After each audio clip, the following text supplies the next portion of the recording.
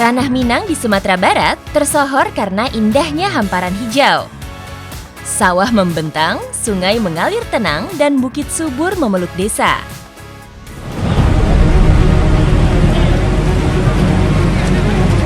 Namun kini, pemandangan itu berubah memilukan. Hujan deras tak kunjung reda membawa air bah, menggulung rumah dan ladang. Sungai yang dulu membawa berkah, kini meluap dan meluluh lantakkan semua. Bukan sekadar bencana alam, namun juga krisis ekologis akibat ulah manusia pada alam.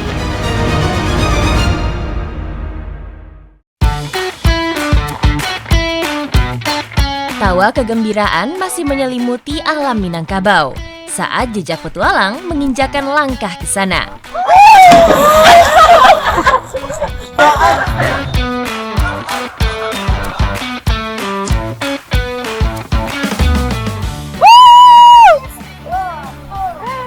Pagi-pagi ini saya sama pemuda dari Desa Tarandam lagi siap-siap karena kita hari ini mau ikutan atraksi pacu codang. Intinya kita mau balapan pakai codang, pakai batang pisang. Nah ini kita udah siap-siap mau ke sungai tempat nanti kita balapan, namanya Sungai Batang Suliti. Sekalian saya mau latihan seperti apa pacu codang itu, kira-kira keseruannya yang pasti basah dan rame. Jadi ayo kita mulai, 1, 2, 3.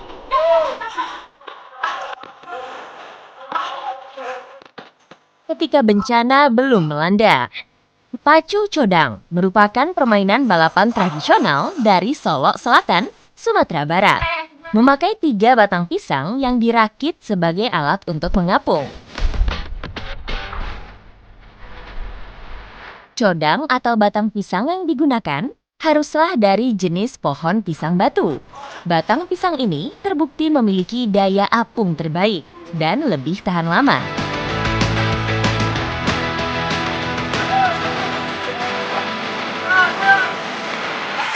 Permainan unik pacu codang benar-benar memberikan hiburan. Gelak tawa dan canda gurau menemani perjalanan kami. Di arena aslinya di sana itu sungainya benar-benar berarus tenang. Jadi disitulah baru fisiknya diuji. Kalau di sini sungainya arus deras, jadi lajunya masih gampang. Buat saya ya pemula enak banget lah berenang-berenang main-main dulu. Dulu, pacu codang digunakan sebagai alat angkut rumput dan bahan makanan dari satu desa ke desa lain. Saat ini, codang berubah bentuk menjadi permainan rakyat yang sangat digemari. Nah sekarang buat kita nyampe ke Sungai Batang Suliti berapa lama lagi, Rizky? Sekitar 20 menit lagi lah.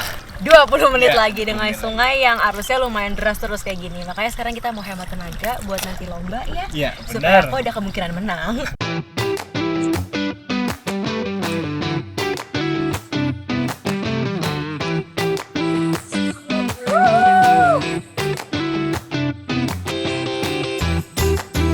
Nah ini saya udah sampai di lokasinya, Sungai Batang Suliti. Jadi yang seperti ini arusnya ya, nggak boleh terlalu deras, nggak boleh terlalu dangkal kayak yang tadi. Jadi ini nih yang paling ideal. Jadi siap ya?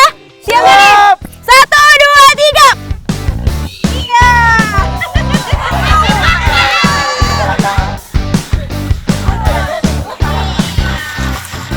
Permainan ini lazimnya dimainkan pada hari raya. Selain ramai oleh para peserta, keriuhan juga datang dari warga yang mendukung jagoan mereka. Buat saya, pacu codang benar-benar seru. Rasa deg-degan sekaligus semangat menjadi satu. Balapan segera dimulai. Kali ini saya ditantang Uni dari Desa Taradam.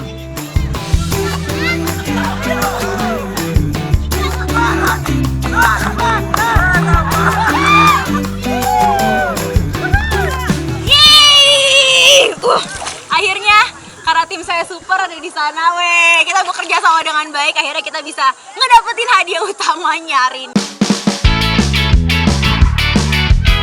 Pacu codang tak hanya dimainkan oleh orang dewasa. Anak-anak dengan keahlian berenang juga ikut adu kemampuan kali ini.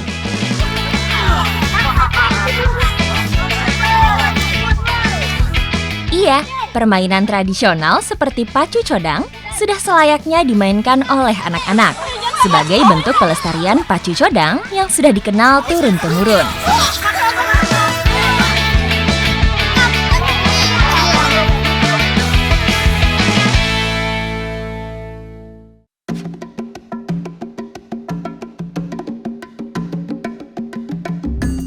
Saya lagi ada di Desa Matoaye dan bisa dilihat tuh di sekeliling saya. Sawahnya masih bagus banget, alamnya masih indah, bahkan tuh pemandangan Gunung Kerinci masih kelihatan. Jadi, kalau misalnya kita mau makan, gak perlu jauh-jauh pergi ke pasar. Tinggal cari aja bahannya di sekitar rumah. Nah, hari ini menu makan siang saya sama Uni itu belut, balui kalau di sini bahasanya.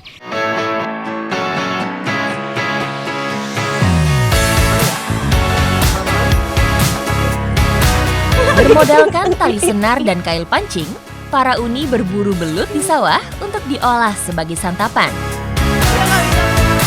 Tidak sulit untuk memancing belut keluar dari sarang, namun butuh kejelian agar kami bisa menemukan lubangnya. Biasanya, lubang belut berada di batas tepi air dan pematang. Pencarian saya dan Uni membuahkan hasil. Kail kami mulai bergerak, tanda belut sudah masuk perangkap. Ini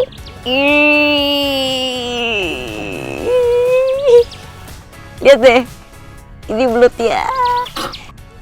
Nanti kalau ini bisa dapatnya banyak, bisa sampai atas ini ya. Nah, makanya nih, semoga saja ini pertanda yang baik. Abis ini kita dapat balui lagi, biar bisa makan gadang karena baluinya banyak. Nih, dicopot lagi.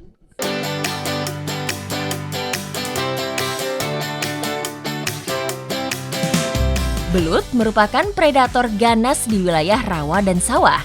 Ikan kecil dan cacing menjadi mangsanya. Jangan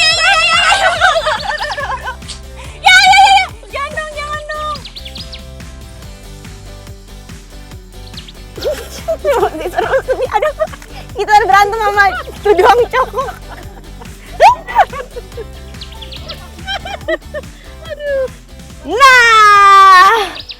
Aduh. Ternyata benar-benar sulit ya Uni ya buat masukin belut ini ke dalam botol plastik. Tapi memang ini salah satu bentuk pertahanannya si balui, lendirnya itu. Si balui. Kulit belut mengandung zat glikoprotein tinggi yang membuatnya sangat licin. Lendir licin ini bentuk pertahanan belut terhadap predatornya.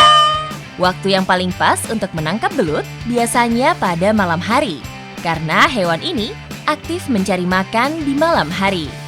Nah, kalau berburu belut di malam hari, cara yang digunakan berbeda. Nah, kalau di sini cara nangkap balui itu ada dua cara. Tadi yang kita lakuin cuma pakai alat pancing biasa, mata kail. Ada lagi satu tuh, yang lagi dipegang sama anak-anak. Nama alatnya luka. Jadi biasa mereka malam-malam itu udah pergi ke sawah, taruh perangkapnya di beberapa tempat. Nanti pagi-pagi mereka bakal ngecek kira-kira ada balui yang terperangkap atau enggak.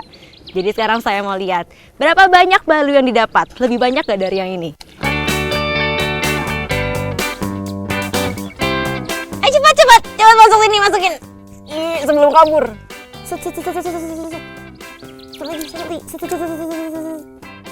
Nah, memang kalau Akam sih tuh ya, anak kampung sini udah tahu gimana caranya handle balui. Jadi tinggal masukin ke botol plastiknya, mudah, nggak perlu kayak saya tadi berantem dulu sama balui baru bisa masukin ke sini. Tadi mana lukanya? Ini ya.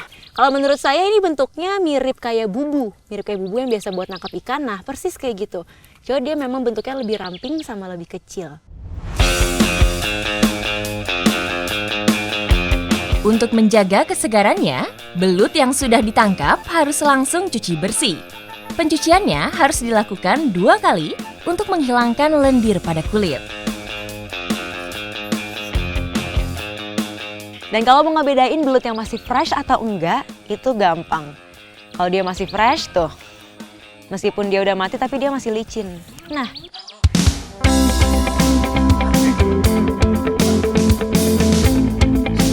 hari ini saya akan membuat 2 olahan kuliner belut khas Solo Selatan, palai balui dan dendeng balui. Bumbu untuk palai balui atau pepes belut terdiri dari kelapa yang sudah dicampur dengan kunyit, bawang merah, dan bawang putih. Tapi jangan lupa nih bumbu rahasianya, yaitu daun ruku-ruku, sejenis daun kemangi yang dapat menajamkan aroma harum pada masakan. Untuk dendeng, bumbunya cukup bawang merah, bawang putih, dan cabai hijau sesuai selera.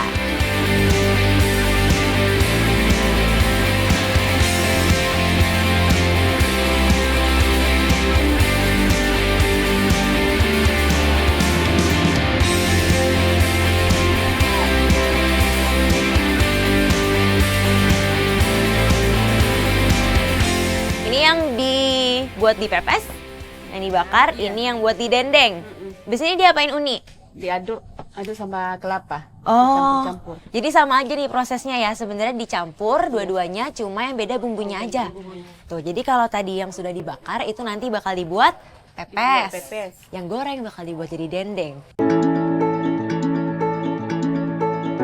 Tekstur daging belut yang lembek tetap dipertahankan dalam palai balui.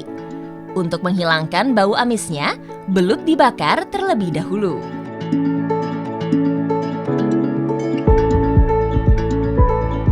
Nah, ini menu makan kita hari ini udah jadi. Udah ada 3 menu.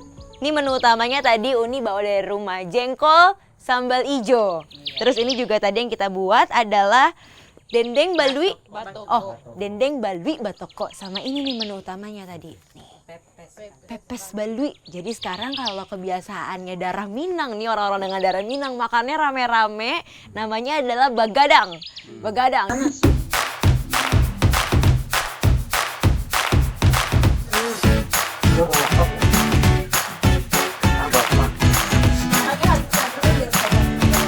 Kalau disuruh pilih lebih favorit mana?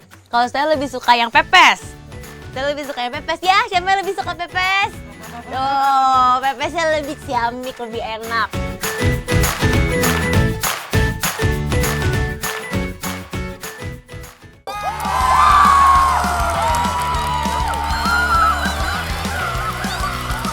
Ini sistemnya kayak karapan sapi, tapi diganti sama manusia. Aduh.